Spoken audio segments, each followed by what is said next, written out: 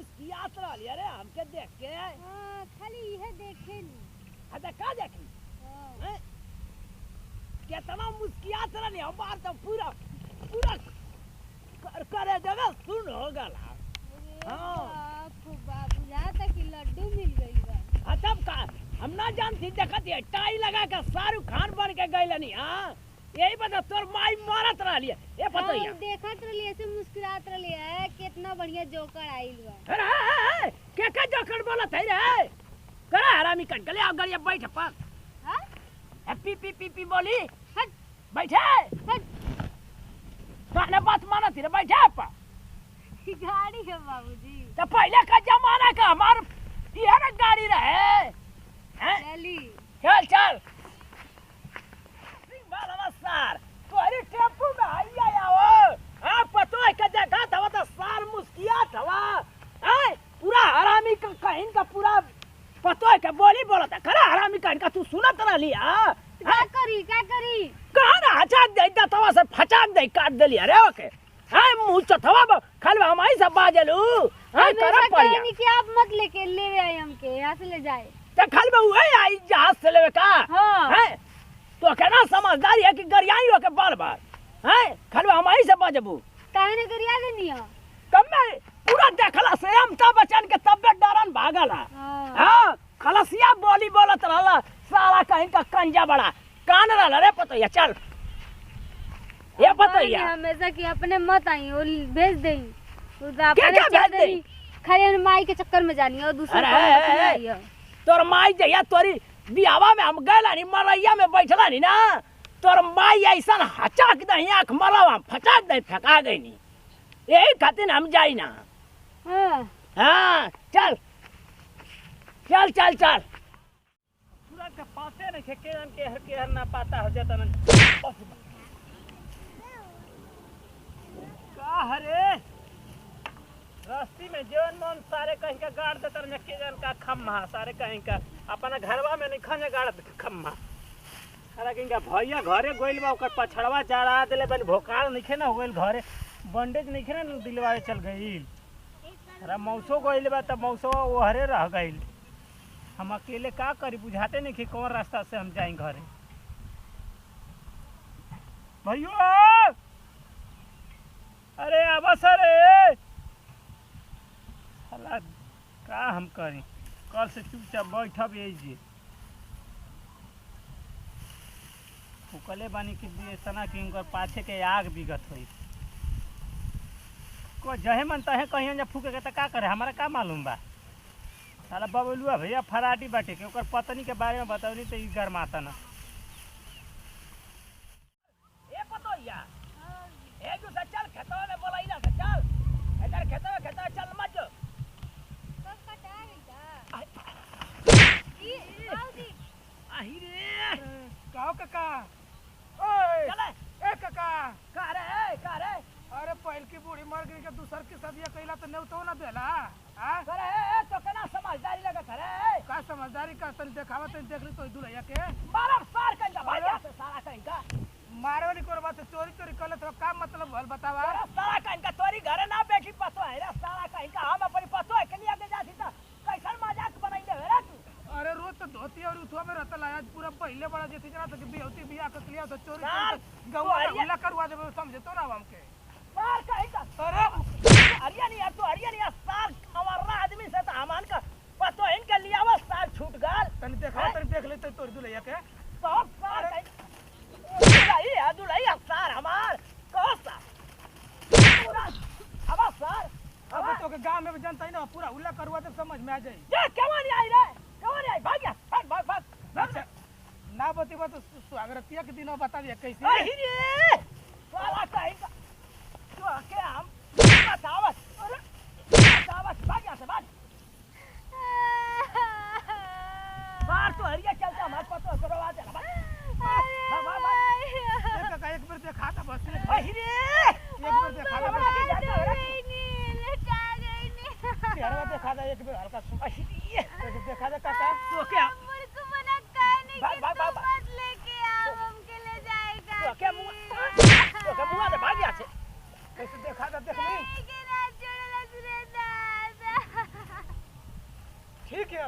रही बा कोनो दिक्कत नहीं सार कहीं का भाग जाते समझा देबो अब जानता ही ना बा तू न मन दे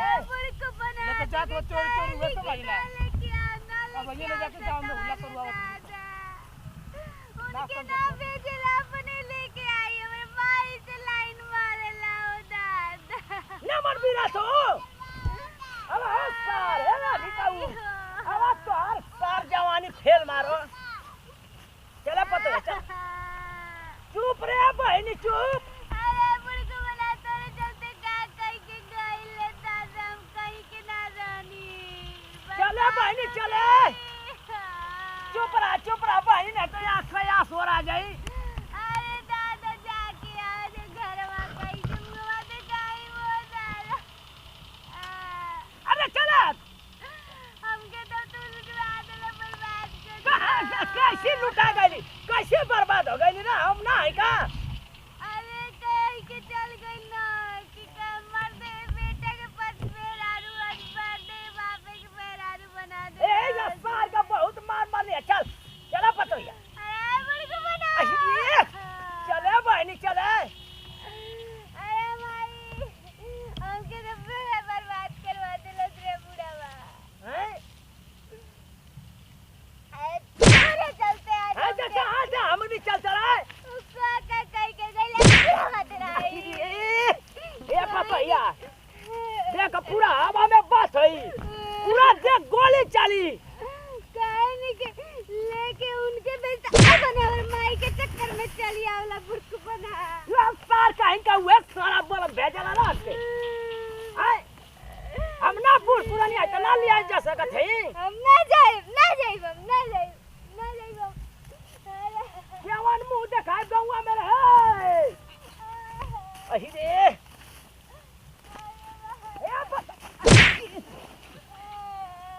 ये पतैया चले ना जाए सुनो बहनी सुनो अही रे चला घरवा ना जाए चला चला बहनी चला वो लेके आइला तो तब गइला थी ले ला काका चल गइले दादा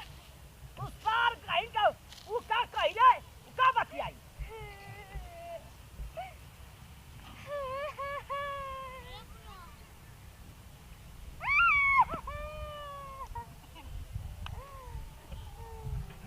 चला अरे भाई रे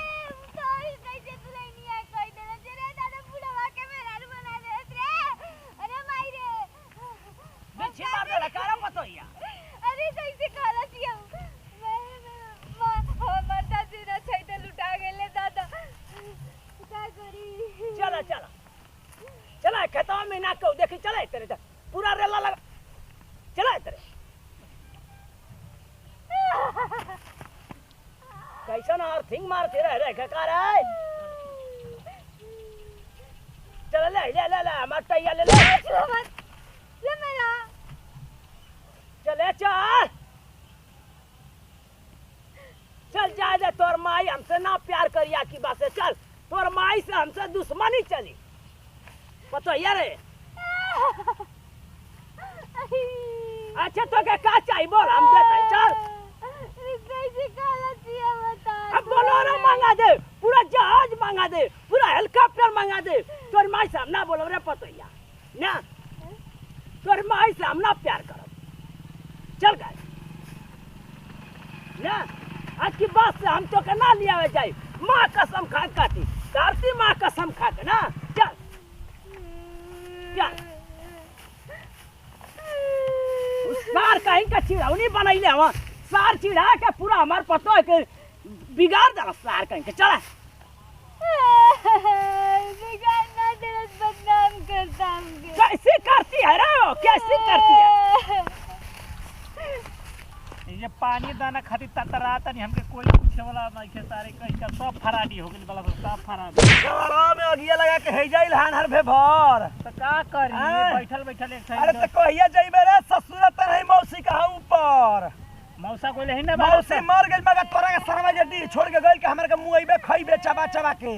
अभी ले गइल बन विदाई करावे तोरा भौजी के लियावे गइल बन ओनिया उलट गेलन के पता का हो गइल कोर हो गेलन के लंगड़ हो गेलन समझ में नहीं क्या आवा कुछ ना भइल बम खरीद के लेके आई पैसा हो तो बेच के लेके आई सार का पैसा रोत हो पूरा सारा काइन का हमारी पत्ता का भड़का दे का हो गेल हो ओहो का हो गेल हो चुप पैसा है दूर हट का भेल हो सार काइन के टेम्पू वाला करी ना के मुंह में सारा का रोग हो है पूरा सार काइन का घूम घूम का देखा पैसा रोत ये का भेल रे अरे चुप रे का भेल रे अरे चुप नहीं रोवत रे का भेल अरे बताओ भाई का बाबूजी कुछ कहला हन का नहीं अरे बाबा अरे सुन बड़ा फेरी आवत तो कहे नहीं ना के हमर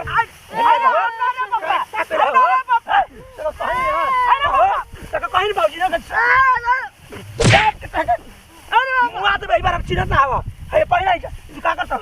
कौन है पढ़े का कहला हटना मौसी तू विदाई करा हम तो छोड़ ना तू विदाई करा बेरला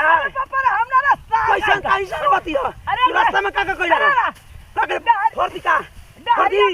टेम्पू वाला सारा टाइम का बोल चला रे बापा टेम्पू वाला तारा के बाबूजी को माफ कर बाबूजी अरे हम जिंदगी तू ही कुछ उल्टा से कर दे या सारे झगड़ा जाता अरे ते हूं तो ऐसा रोत है लागत है कि गंगा जी सरजू जी हो गेली सरजू जी ब्रह्मपुत्र हो गेली हम जिंदगी बाबूजी कुछ उल्टे से तो के बोल देला है अरे तो तू हमारे दुल्हनी आओ हो बूढ़ा थोड़ा जात रहा सारा बाबा कहेगा कहा था कि हे बुढ़ाऊ कहिया सुहाग रात मनाई हां कौन रहो कौन खानदान का हो पूरा ए बाबूजी निकाल कट्टा हो गर्दनवा काट देला अरे हमर धनिया चुप रहो ए मौसा मना हमारा ला चिल्ला है कहा था कि दूसर बियाह का दुल्ही लेके आ था अरे हो गया रे अरे जाए तो कह दस कुछ सटे हाउ ससुरा ए कोनी ऐसन कुल आरान फरार ए कोनी और कुल बहेंगा टहेंगा कुल घुमत हसन लुफा लफुल यार ससुरन के चलते यही तरीके है तो भाई बाप सुन सुन का हो औरी कहा था ना कि अरे ऐसन गरिया को रखना पर खून फेंक दे भच से कहा था ना हाँ। तानी का कनिया का देखावा हमें आंख मार नहीं बस फाल्ट मार दे पूरा यही जो भाई लठिया काहे ना पिछवाड़ा भौंकाल कर देला अरे ये मारे चिल्ला दिया गीधनी यार किर अरे चुप रहो पियस लगा ऐसे रोती है चलो घरे चलो सर आज के बाद तू हमारे ससुरारी मत जइहो पूछला ना सार पूरा गर्दनवा नोच लेला सार चिल्हनी यार तो के बतावे में देरी काहे कर देला तो के पता में हम तुरंत रे फायर हो जानी हां सार रेप करे आल सारी ए बाबूजी फायर कहनी फायर हां यार हां रेफर फायर हम तो कहीं सारा कहीं कहीं रहला कौन गांव का हो का चली सारा चिल्हरिया गांव का रहला बहुत बचा बोलत रहा मौसा रे स्वागत ना मन हां टोपिया ले लू हमार ला ये फाल्ट मार ले रे भैया टोपिया ले लू बड़े बड़े पे ले रे सुरवा ले पे 5 साल तक भौजी तोर टोपिया लेके ले बोल माली साला मत साहबा ने क्या साहबन के तूने मुझे चल ससुरा का बड़ा देखा तन चलो तनी घर बराबर लाश गिरी चलो हो पूरा का पूरा हमके मार कहीं का ए बाबूजी पापा डैडी जगह है डगर ना पापा कोने डैडी एम पापा चल ये केवन भाषा सिखा दे रे उल्टा सीधा बोला था कहता मौगा ये सारा कहीं का कहा था कि रेप कइला का बे आनर भेबर उल्टा सीधा बोला तो हुआ चलो हो जाएगा मत रो कहीं का चलो दुल्हन के बारे में कहते ए बाबूजी है जा बैठा पूरा भौकाल कला से तू चल गिला है ना ई साला हमर पीछे वाला में आग लगा देले रहला आग लगा देला हां पूरा देखा ई जोर गिले देखत रही मां का दसा फकराई सार बस साथ है कहीं का तो तू एजे बैठा मेहरारू के लेके घर जता नहीं चल ए मेहरारू ए चला हां हम देखो है ना अरे मौगा सारा कहीं का बस कैसन खाई के पदला करी खइले वाला का रे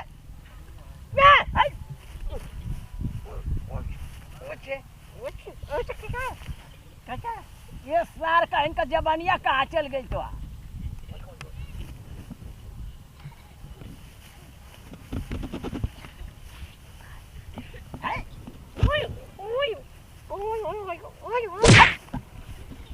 सार का इनका मिर्गी आ गई गई का ऐसी पूरा बिल्डिंग होता कहे के कहना बा कि भौजी के लिया के आवत ल है सर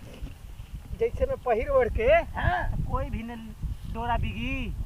आ तू काहे के लिया जाए बापा हिरे तो तू काहे के लिया था हैं भैया ना कोई रहता लिया अरे रे सर का इनका हम भाई बचा के नहीं गई है कि हमके दुल्ही बनाला ना तो दूसर लेके जाई तो आई का सारा कहा था कि सुहाग रात कहिया हुई यही पता फाल्टा मार गई ना ना मनल ना हां अरे मान के गई घरे रिजाइन मार देला अरे डरिए में रुका छोटिया क्या ना सुना मौसा रे हैं? हमार भौजी को बहनिया से भेंट कैले रे मारा सारा का इनका पूरा बतिया भुलाई गई अड्डा हरिया में झगड़ा हो गई लिया अरे अपने हमला में पड़ता गमला खाए खातिर का मौसा चल प्रणाम कर देने गोड़ छुगोल दिन तमाम भोजपुरी श्रोता समाज करो सब छुटकारा का नाती पता बेटा जैसे प्यार दुला से बात छतरछा बनने में यूट्यूब के माध्यम से कॉमेडी पे ही तरह अपन प्यार दुला से बात छतरछा Khesari to comedy Khesari to digital world Neha musical Preeti musical Khesari to block और खेसाई टू डिजिटल वर्ल्ड पर बने खबजा वीडियो बनाओ खास संदेश उद्देश्य मकसद बा कि देखते बने कि आज के युग जमाना हमने के कहाँ से कहाँ लेके चल आइल बा आ पहले के पीढ़ी कहाँ से कहाँ रहे तो कहे के मतलब वीडियो हमारे बनावे के मेन उद्देश्य मेन मकसद बा कि हमारा इहे कहे के मतलब कि हमने के दादा परदादा जे भी पिछले पीढ़ी बा ओने के कुछ हमने के चीज़ याद रखे के चाहे कुछ चीज़ पर ध्यान देवे के चाही ताकि हमने के हमेशा अपन जीवन में सफल रही जा अपना जीवन में हमेशा कदम हमने के आगे बढ़े देखेबे कहीं के रास्ता सामने रो सब के लौकत है का कहलक हमारे परिवार के बाबूजी विदाई करावे गए रहन हम खेत गिरती में बाजल नहीं कहनी कि बाबूजी तन चल जा तू ही का कहला कि लेके चलियो तो जानते बोले पहले कुल सढ़ुआना समधियाना कुल मर मजा कुल चलत रहेला आ चाहे अभियो चल रहा बा तो वही तरीके कुछ सिस्टम बा और का कहला परिवार के लेके आ रहा बड़ा हमारा अपना पतो ही के तो बीच में एगो लड़का भेटा के कहता काहे बुढ़ऊ बियाह क के लेके आ गइल कहिया सुहागरा तो मनी तन दुल्हनिया के देखा दो कैसन बिया तो कहे के मतलब अश्लील भाषा के ओइजा प्रयोग कइल जाला अश्लील शब्द के ओइजा प्रयोग कइल जाला जहाँ करे लायक रहेला उम्र देख के भी बात करे चाहे कि बूढ़ पुरानी आदमी बात कि अपना पतोह के लेके जात होई ना तो अपना बेटी के लेके जात होई ना तो अपना बहन के लेके जात होई ये तरीका कुछ उम्र के लेके हमनी के लिहाजा करे के चाहिए ना कि अब का कहला के नाव का पीढ़ी में हमनी के हो गइल बन जाए तरीके ना कही जाए चाहे केहू के बेटी पतोह के का हो बुढ़ऊ बियाह क के ले कइला तो कितना बेकार लगे पहले के लोग का कहला कि लइका रहस घरे चाहे बहरे रहस ससुरा बियाह हो जा गाँव 5 साल पर 7 साल होकर तब तक पता चले मेहरारू के भचाक से मुँह में ना देखे आदमी कबो कबो लोटो पर गाँव होत रहे तो यही तरह कुछ सिस्टम रहे तो हम ये कहम कि अपना माई बाप का अपना दादा परदादा के कुछ चीज़ के याद रख के हमने के चले के पड़ी और रास्ता घाट चले वाला राही के हमने की इज्जत मान मर्यादा करे के चाही ताकि कोनो तकलीफ कोनो दिक्कत और कोनो परेशानी ना झेले के पड़े तो यही तरह भैया सब कोई लफगिरी कल करी तो केहू के बेटी बहन केहू के समाज केहू की इज्जत बच ना पाई यही कहते सिर्फ वीडियो बनने में हमारा और हमारा पूरा टीम से जौन भी गलती भले इंटरटेनमेंट के नजरिया से देखा जाए दिल और दिमाग पर ना ले जा अपन लड़का अपन नाती पोता बेटा समझ के माफ कर दी फिर से अगले वीडियो मिल जी जय जवान जय किसान भोजपुरी देश किसान कोना कोना पहुँचो तन के भोजपुरी प्रणाम नमस्कार।